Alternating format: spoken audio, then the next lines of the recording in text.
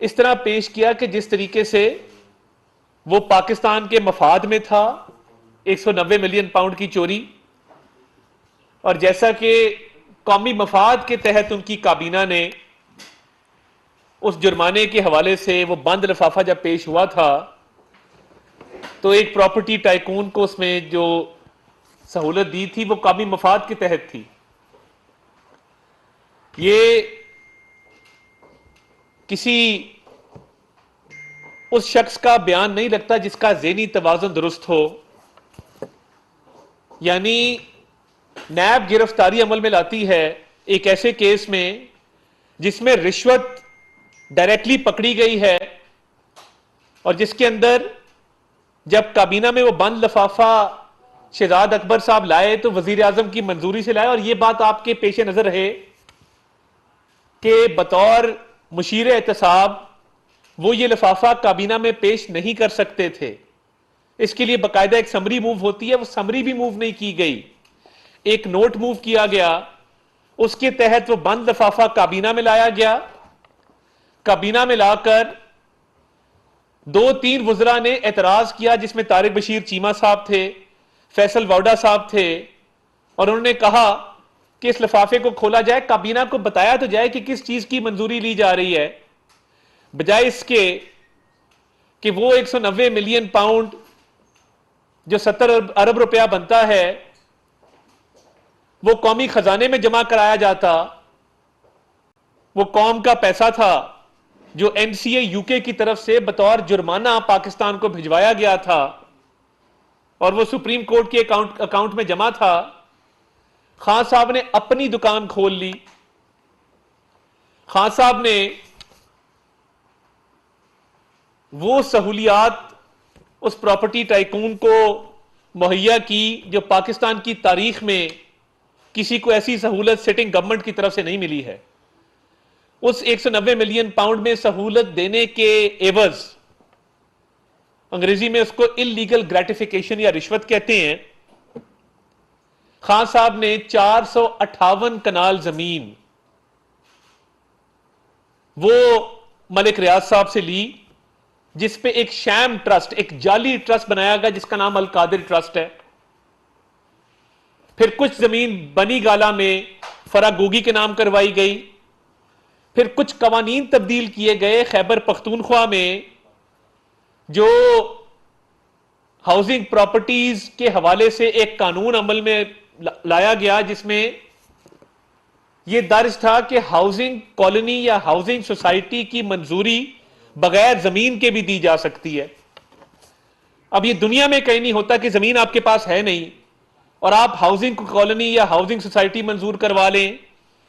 और इसकी टाइमिंग बहुत अहम है कि जैसे जैसे ये 190 मिलियन पाउंड वाला मामला सरकार उसमें मुदाखलत करके उस प्रॉपर्टी टाइकून को सहूलत फराहम कर रही थी, साथ साथ ही खान साहब अपने घर पे बैठ के अल कादिर ट्रस्ट के डॉक्यूमेंट्स पर साइन कर रहे थे। और अल कादिर ट्रस्ट के दस्तावेजात पर किसी और के सिग्नेचर्स नहीं है। ये पहले ट्रस्ट बनाया गया, जुल्फी बुखारी साहब ने और बाबर वान साहब ने साइन किया, मगर उसके बाद ये एक मियां बीवी का ट्रस्ट है।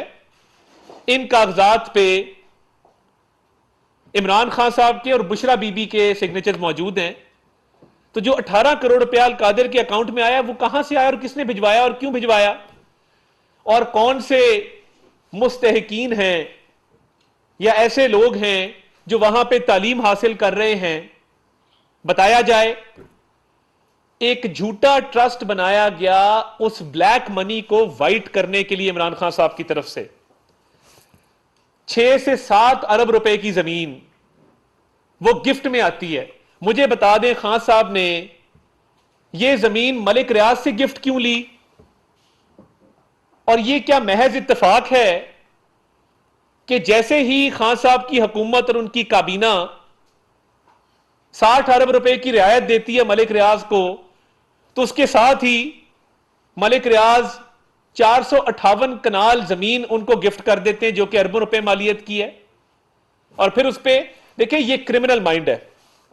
जो जराइम पेशा जहन होता है वो इस तरह की स्कीमें बनाता है कि ब्लैक मनी को वाइट कैसे करना है, तो ऐसे करते हैं कि एक प्रॉपर्टी टाइकून को अरबों रुपए की, 60 अरब रुपए की सहूलत देके उससे अरबों रुपए की जमीन ले लेते हैं और उसमें अकाउंट्स बनाते हैं, अकाउंटों में पैसा आता है। तो बता देना कौन से रफा आमा के काम हो रहे हैं अल कादिर यूनिवर्सिटी में।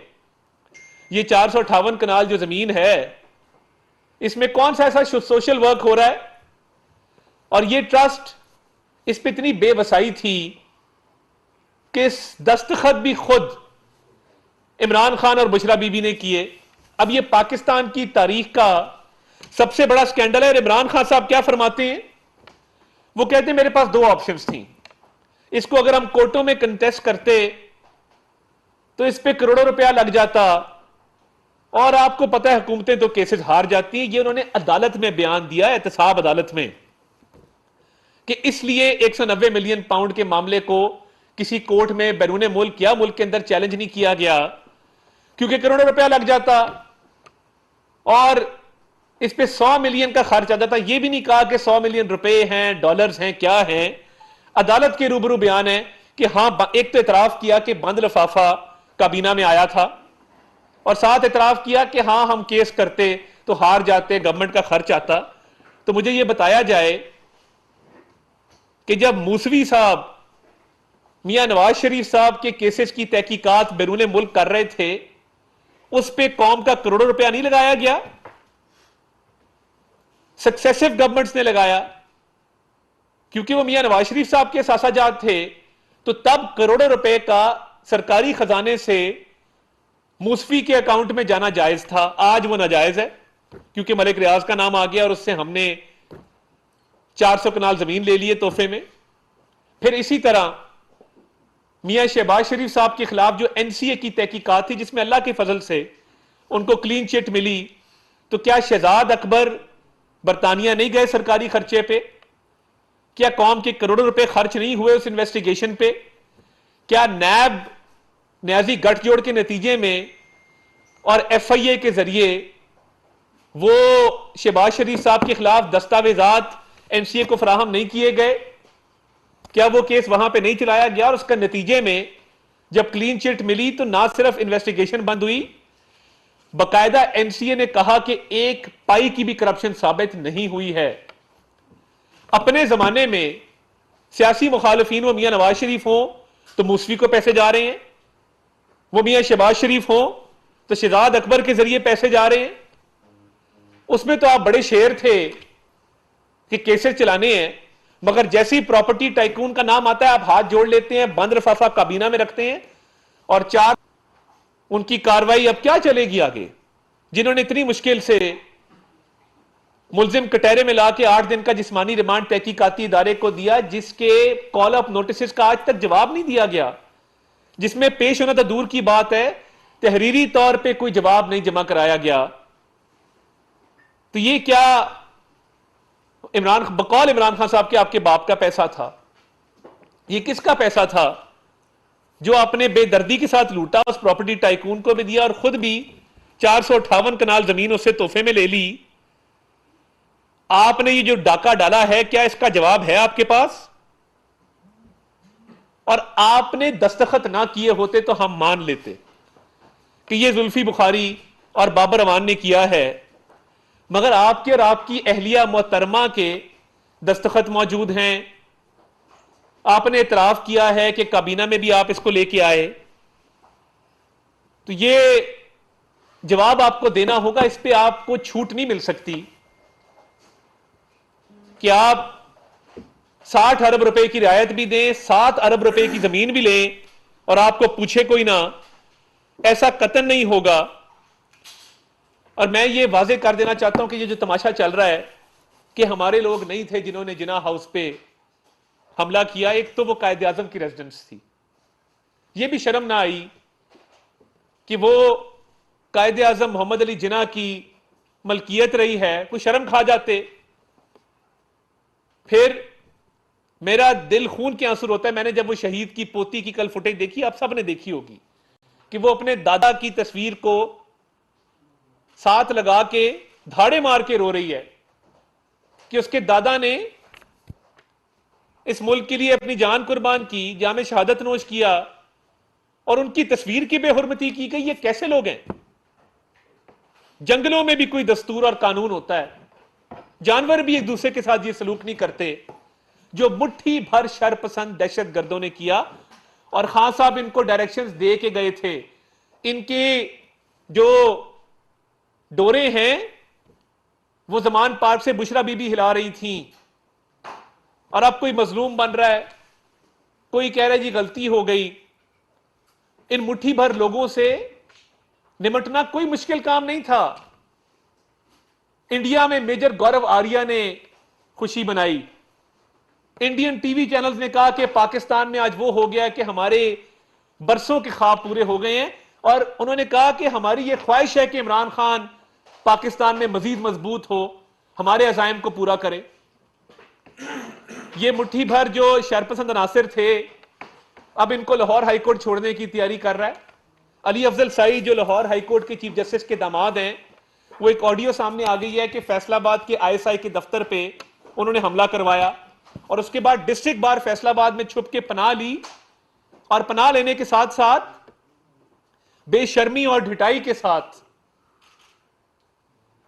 वकला की एक मुकद्दस बार का सहारा लेके अपने जराइम छुपाने की कोशिश की। बार कभी भी ऐसे किसी कदम की हिमायत नहीं कर सकती। अब वो रिटें हो रही हैं कि जी वो इन पे एमपीओ लगा है, नक्शे अमन, मेंटेनेंस ऑफ पब्लिक ऑर्डर, इनको छोड़ा जाए। भाई क्यों छोड़ा जाए?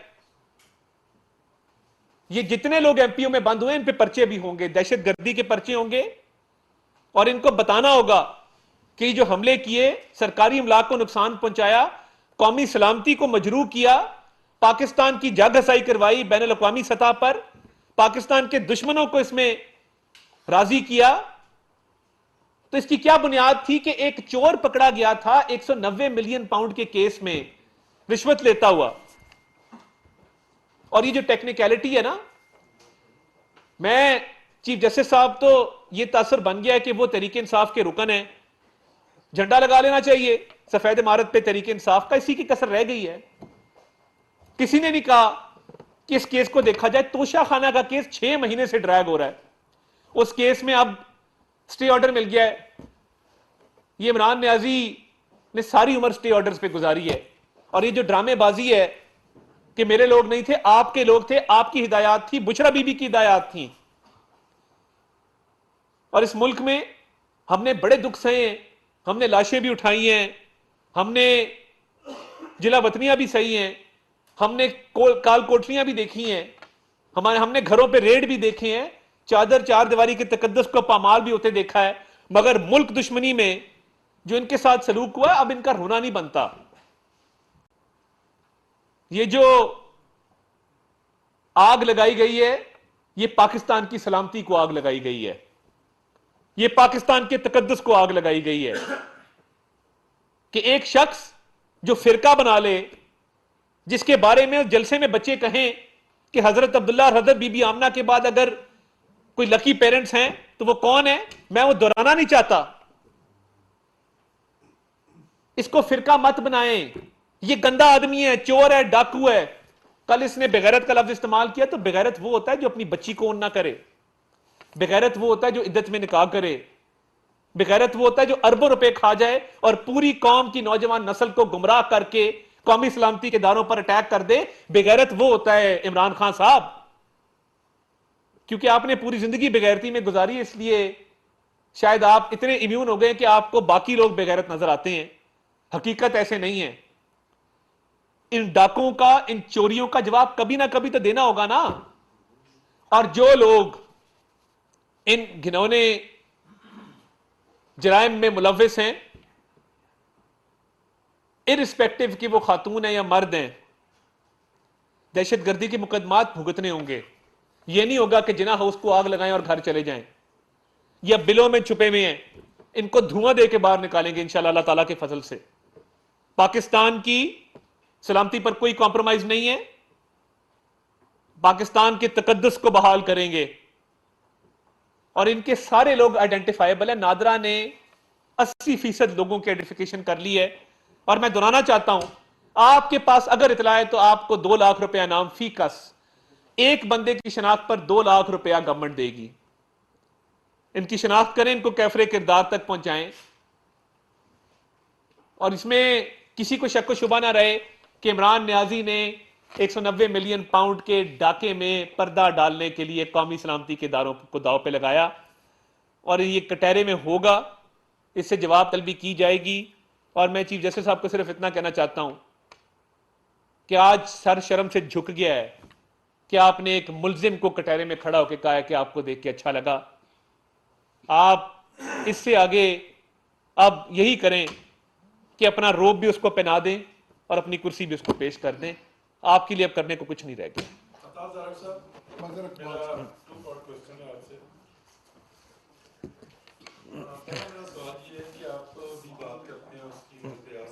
जी, लेकिन इमरान खान ने तो चलो उसके खिलाफ कोई कार्रवाई नहीं की, आपको कौन सी चीज रोक रही है मदद रियाज को कटहरे में लाने के हवाले से? नंबर 1।